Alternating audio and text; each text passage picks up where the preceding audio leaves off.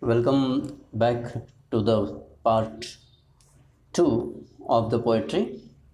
Now, here what we'll do, we'll be reading the poem first.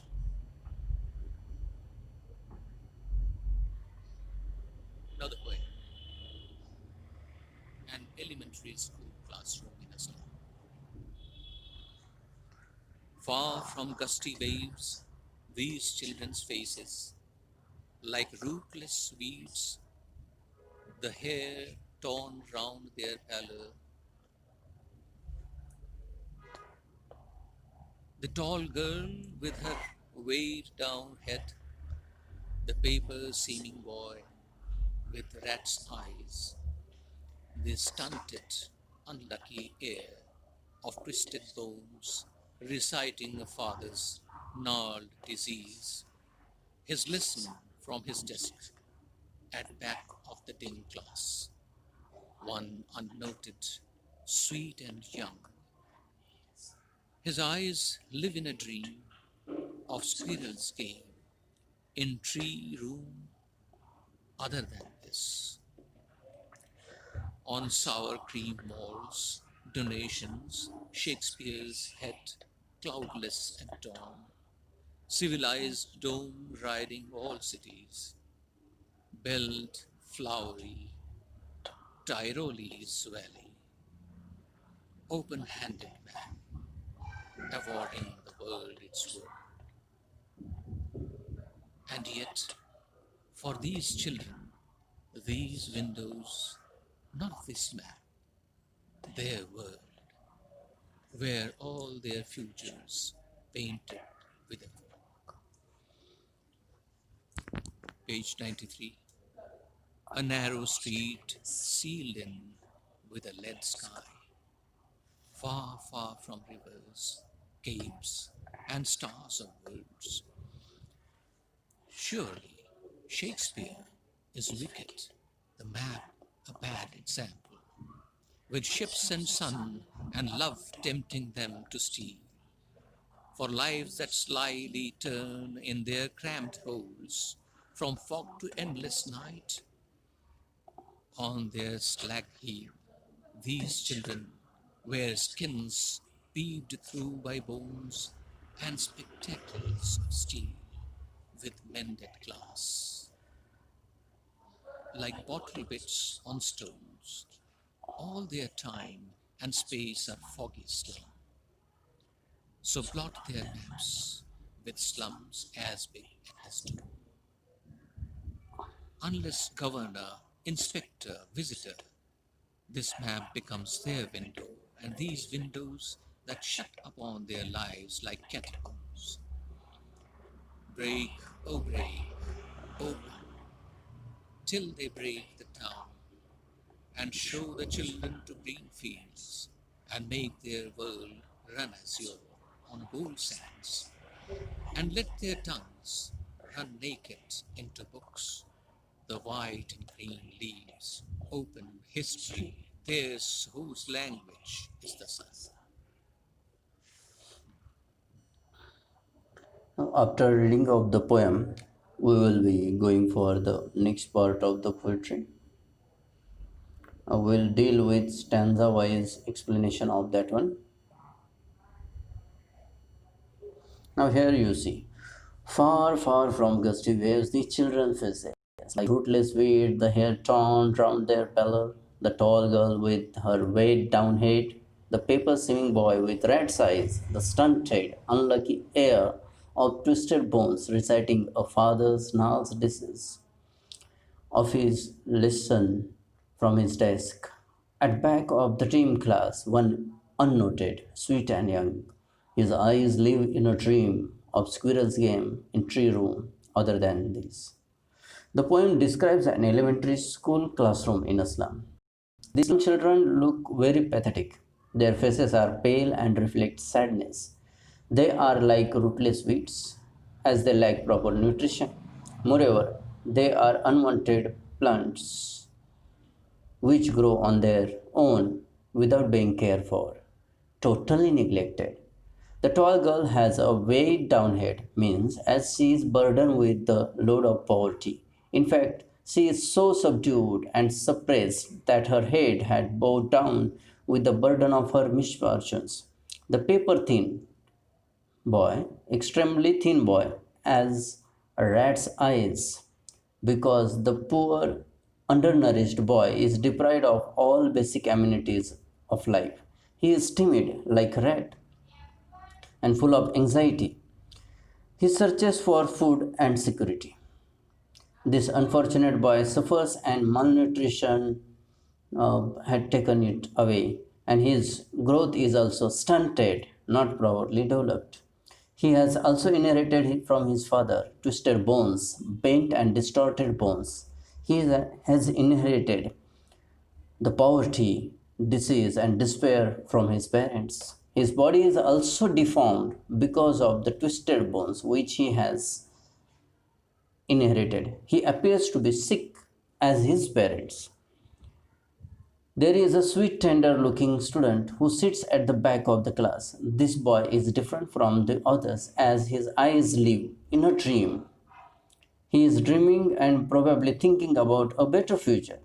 He is lost in his own world, therefore not sad like the others. This boy thinks of the squirrel's game. Here it is metaphor, we will be seeing separately as literary devices. He wants to enjoy and play freely like the squirrels in the garden outside. The squirrels, the squirrel climbs trees and hides in their holes. The boy also dreams to be free, but he cannot as he must sit in the dull and dreary classroom. In the boy's imagination, tree room, the hollow in a tree is full of fun, curiosity, and mystery. This is in contrast to the gloomy classroom where they are studying now. This was the stanza first. Now we'll go for the stanza 2. I will come down a little.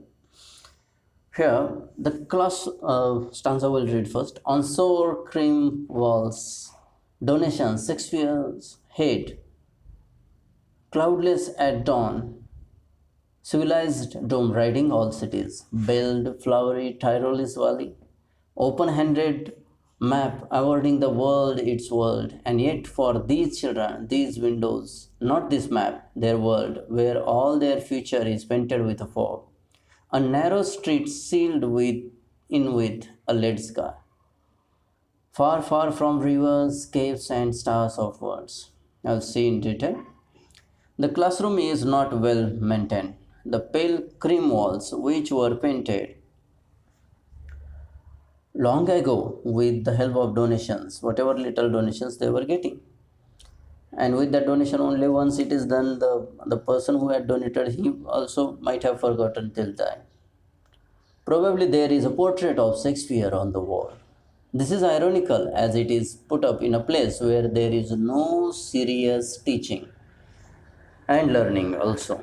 Cloudless dawn and civilized dome suggest the monotonous life in the slum areas. These slums are surrounded by the civilized city, and the children cannot experience the beauty of the sky at dawn and are unaware about it. All around them are concrete structures of cities. The life in slum contrasts with the cloudless sky at dawn and concrete structures which override the cities. There is also picture of a beautiful valley full of sweet fragrant flowers. And these children condemned to live in the slums and amidst garbage. How can they experience this beautiful valley outside and the sky? The open-handed map in the classroom contrast with their world. The world given to us by God is full of all the bounties, whereas the world of these slum children is full of poverty and hunger. The world which they see is not the real world. Their world is confined to narrow, dusty streets of the slum. The map in the classroom gives them hopes and aspirations and motivates them to explore the world, but they will never be able to see that world. These children can get the glimpses of the outside world from the windows, and it is far beyond their reach. They are far away from nature. The slum children have a bleak and foggy future in store for them. Their future is painted with a fog. It is blurred by hopelessness. There is no hope for the slum children instead of the normal blue sky, as it is called in the stanza, azure. So, normal blue sky is not for them. They live under the lead sky, dark and dull, polluted, and shows there is no hope for them. The atmosphere hints at their monotonous life, and the slum children remain confined throughout their lives, confined to the filth and dirt of the narrow slum streets. They are away from the glory of the nature and its beauty of the rivers and mountains and stars. I will go for the third stanza as it is described over here. Surely Shakespeare is wicked, the map a bad example, with ships and sun love tempting to them to steal, for lives that slyly turn in their cramped holes, from fog to endless night on their slag heap, the children wear skins peeped through by bones and spectacles of steel with mended glass, like bottle bits of stones. All of their time and spaces are foggy slum, so blot their maps with slums as big as doom. The children of the slum are fighting the battle of life, unarmed. There is no instrument, no tool with them.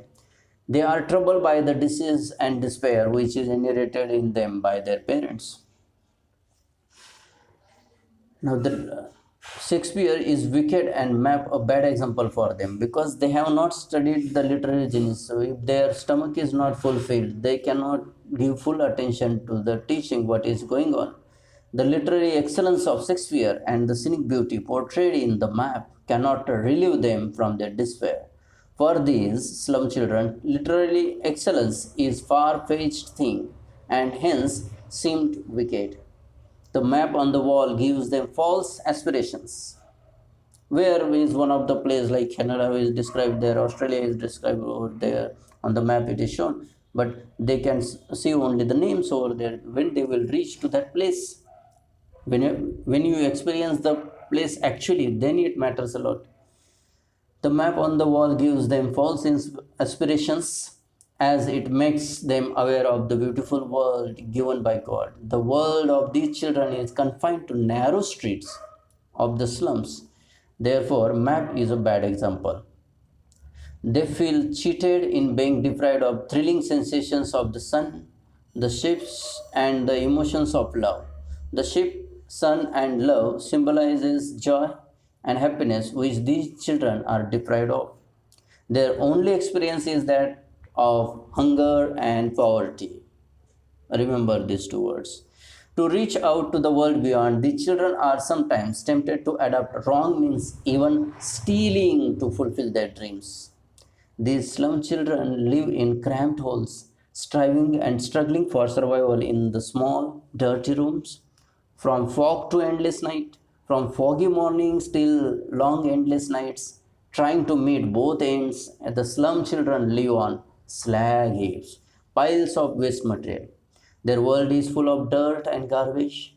The children are very weak and undernourished. They look like skeletons as their bones peep through their thin skin. This much malnutrition they are. They are not getting proper diet, nutrition, food, clothing also. They wear spectacles of steel with mended glass, means discarded spectacles by the rich. They are mended, repaired, and worn by them. It looks like as if on stone they have put the bottle bits of glass. Shattered and broken like bits of bottle on a stone, they are deprived of even basic amenities of life. Their world is comprised of the foggy slums where they live nightmares. Slums classrooms are no reality for them. They cannot locate their slum in that map because in map, large scale map, small scale map depends upon if the world map is given. They cannot locate their slum over there. This is a tragedy of their life, because nowhere in the map it is suitable for small children, small things to be mentioned over there in the map. Small places, landmarks, then rivers, small rivers, especially big rivers they may mention in physical map, but if the political map is there, it is not possible to go with the physical features also. So where the slum will be mentioned, the maps displayed in their classroom are no reality for them. They cannot locate their slum in that map. It is urgently required to give the slum inhabitants means and opportunities to lead a dignified and civilized life. Now we'll go for the last stanza over here. Unless governor, inspector, visitor, this map becomes their window, and these were windows that shut upon their lives like catacombs. Break, oh break, open till they break the town, and show the children to the green fields, and make their world run azure on gold sands, and let their tongues run naked into books. The white and green leaves open.